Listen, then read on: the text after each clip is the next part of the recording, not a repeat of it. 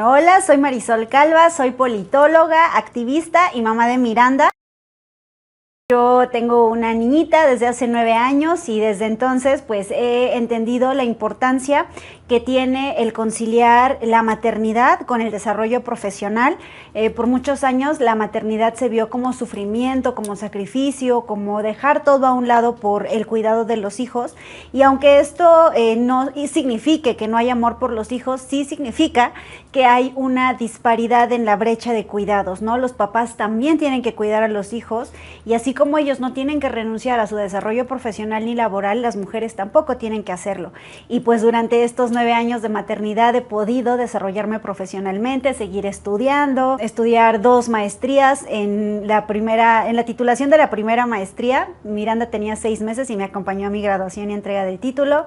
Estudié otra maestría durante la pandemia y ahorita estoy a punto de terminar una tercera maestría y pues Miranda ha sido también mi compañera en la elaboración de la tesis y de muchas cuestiones, ¿no? Incluso dentro del activismo, Miranda siempre ha sido también una compañerita de lucha, siempre ha estado conmigo pues en marchas, en algunos momentos importantes, por ejemplo en la toma del Congreso, cuando íbamos a apoyar a las compañeras. Tengo fotos de Miranda muy chiquita yendo conmigo a la toma, a diferentes momentos, ¿no?, de lucha feminista.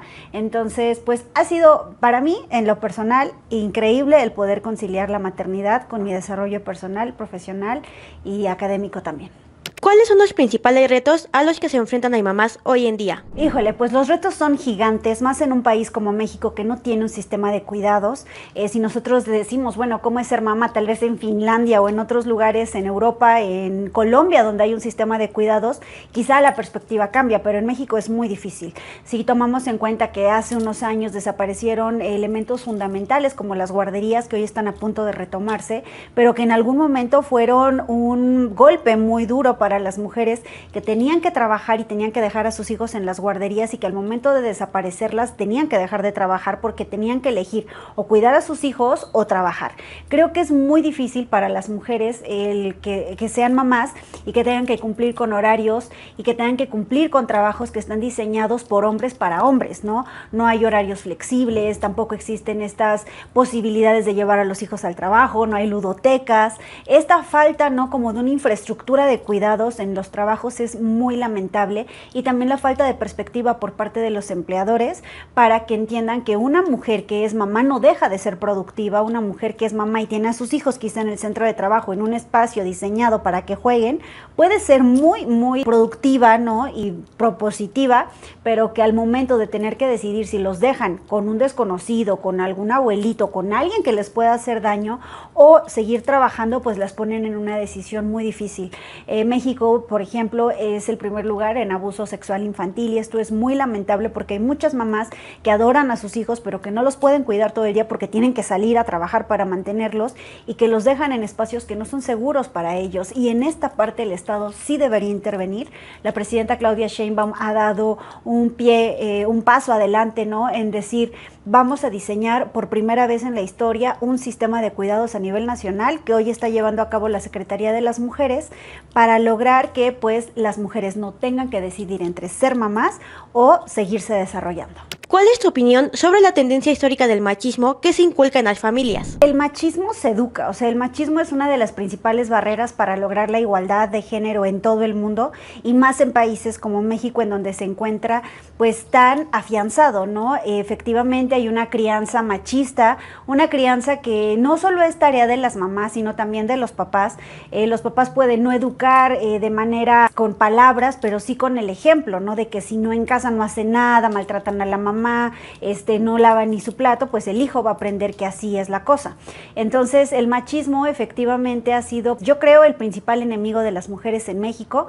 Es un sistema en el que se cree que los hombres son superiores a las mujeres y a partir de ahí se educa de manera distinta a niños y niñas. Por supuesto que prevalecen en Puebla muchísimos lugares, hay 50 que tienen alerta justo por violencia feminicida que surge por el machismo, en donde a las niñas, a las hermanitas, aunque sean más pequeñas que el hermanito, le dicen, oye, tiéndele la cama a tu hermano, sírvele de comer, límpiale o lávale su ropa, aun cuando son más chiquitos que los hermanos, ¿no? Y creo que esta parte es donde necesitamos poner mucha más atención. El movimiento feminista ha sido determinante en decir, la educación tiene que ser con perspectiva de género, la educación tiene que ser sin machismos, el que si tú tienes una hija y un hijo los eduques en igualdad, que los dos puedan lavar sus platos, que los dos puedan tender su cama, que no les digas estos juguetes azules son para niños y estos juguetes rosas son para niñas. Los juguetes, como los colores, como la ropa, no tienen género, es de gustos, es ayudar a los hijos a poder desarrollar plenamente su personalidad sin estos estereotipos, ¿no? Entonces creo que en esta parte el feminismo ha puesto mucho por la reflexión. Hay libros muy importantes como Mamá desobediente, como Querida y Yahuel, Cómo educar en el feminismo, que no es que, o sea, queramos que las niñas dominen a los niños, por supuesto que no, ese es un mito y un mito que tenemos que erradicar. Se trata de cómo educar sin machismo, sin estereotipos y sin estas condiciones que fortalezcan la desigualdad entre hombres y mujeres en México. ¿Cómo se pueden combatir los estereotipos que aún hay actualmente sobre ser madre y ejercer una profesión? Los cambios vienen quizá desde hasta las cosas más pequeñitas que tú pienses que eso no tiene nada que ver. Cada año se romantiza mucho esta maternidad sufrida, dolorosa, horrible, ¿no? De la canción de Denise de Calaf, esta de a ti que me diste tu vida, tu amor, y todo el mundo así como, ay, sí, esa canción para mi mamá, pero si le ponemos atención a las letras, hablan de un sufrimiento total de una mujer que materna, y no tenemos que seguir viendo a la maternidad como ese sacrificio y esa madre abnegada que deja la vida por sus hijos. Por supuesto que una mamá quiere lo mejor para sus hijos, pero una mamá también necesita ser plena para que los hijos aprendan que ellos también tienen que buscar su plenitud y su felicidad, ¿no? Entonces, desde esos pequeños cambios, ¿no? El de ya no ver, de no juzgar a una mamá que dices, es que es mamá soltera y no sé qué, y mira, ¿y dónde está el papá, no? El poder juzgar con paridad, el poder entender que si no se juzga la maternidad ajena, eso es muy importante, ¿no? Que tú no sabes las condiciones que esté pasando una mujer para maternar, que tú no sabes si un día le tocó pizza porque no le dio tiempo de hacer nada, no empieces con, ay, les da puras chatarras a sus hijos, o sea, el no juzgar, eso es muy importante, como mujeres y como hombres, y el educar sin roles y estereotipos de género también es muy importante. Creo que son cosas que están al alcance de nuestras manos, que no tenemos que ponernos a investigar o hacer los grandes cambios. Esos grandes cambios se esperan, ¿no? De este gobierno federal, del gobierno estatal, del gobierno municipal, porque es su responsabilidad, pero como sociedad nosotros también llevamos una parte muy importante y va en eso, en cómo educamos, en no juzgar, en tampoco romantizar el sufrimiento y en poder ayudar. Las mujeres, muchas veces las mamás necesitan redes de apoyo, ¿no? Porque eso de la mamá superheroína, superwoman que trabaja, que cocina, que nos deja mujeres exhaustas, cansadas y solas, ¿no? De repente, y el decir, bueno, también puedes tener una red de apoyo, ¿no? El tener quizá a tu familia, a tu pareja, que también sea responsable, corresponsable de la educación de tu hijo, eso es muy importante. ¿Qué avances ha tenido la sociedad para ejercer la maternidad y trabajar al mismo tiempo? Ha habido un cambio notorio, o sea, el movimiento feminista ha tenido diferentes logros, por ejemplo, las licencias de maternidad también se han ampliado, algunos lugares, no muchos, pero hay centros de trabajo que sí permiten que tengas a tus hijos trabajando, construyen ludotecas.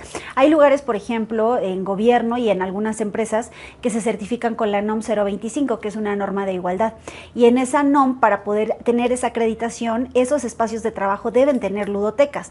Entonces, si se certifican, eso quiere decir que es un espacio de trabajo donde incluso las mujeres pueden llevar a sus hijos y trabajar y conciliar el tema del espacio laboral y el cuidado de los niños. Esos han sido logros del movimiento feminista, incluso también el aumento de las licencias de paternidad, que ahora los papás que antes decían, es que ¿por qué no se apegan a los hijos? Pues solo estaban 2-3 días con el recién nacido y a trabajar.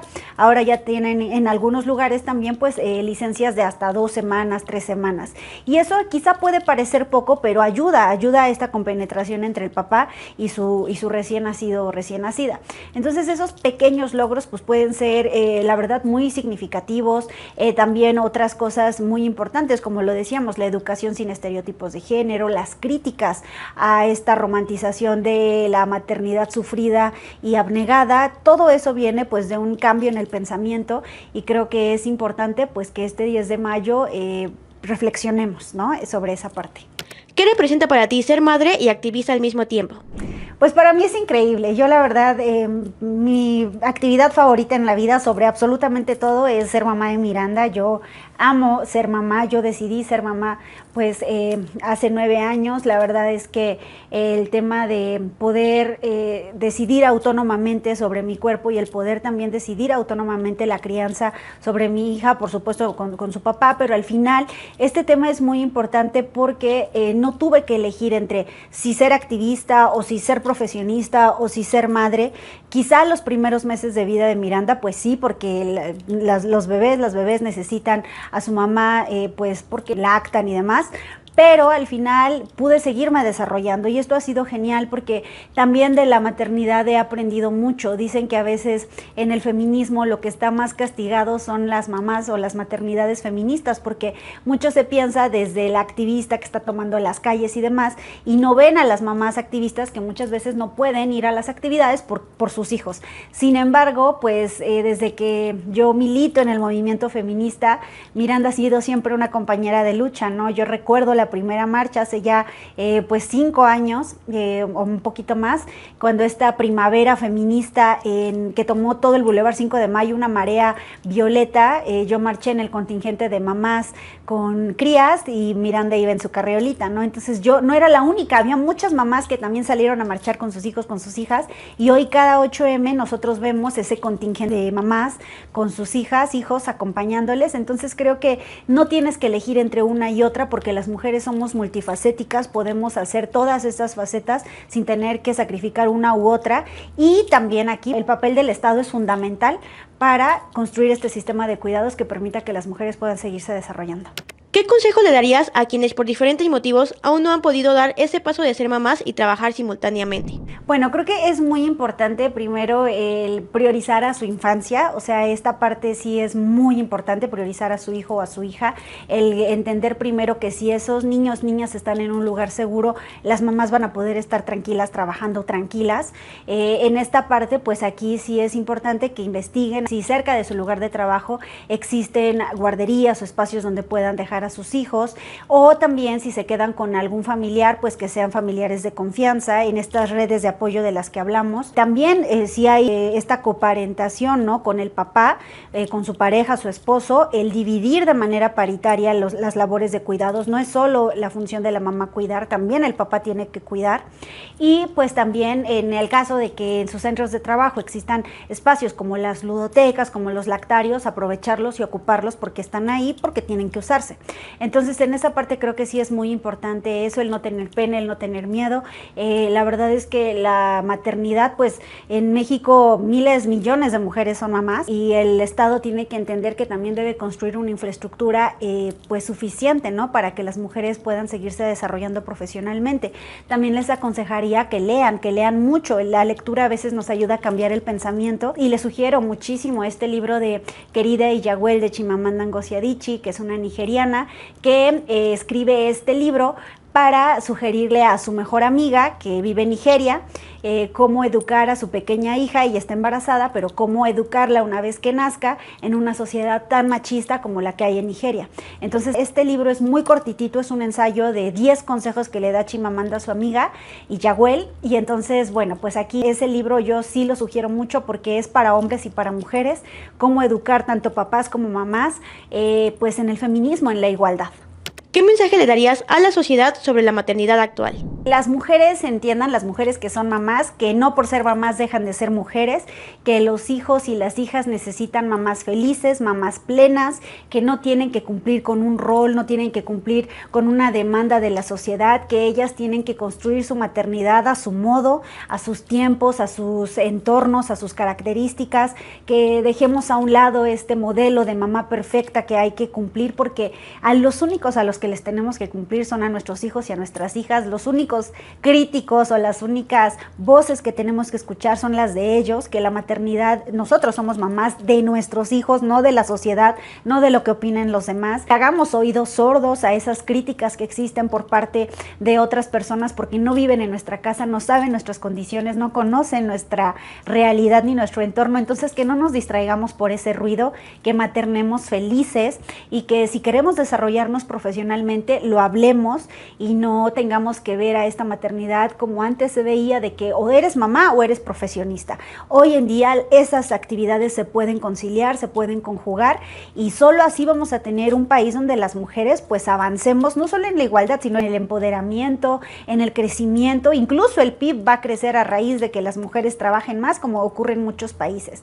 Entonces, pues en todos los términos económico, político, social, es muy importante que las mujeres y las mamás sigan desarrollándose profesionalmente y dándoles ejemplo a sus hijos y a sus hijas, para que cuando ellos o ellas sean papás y mamás, pues también sean felices y plenos.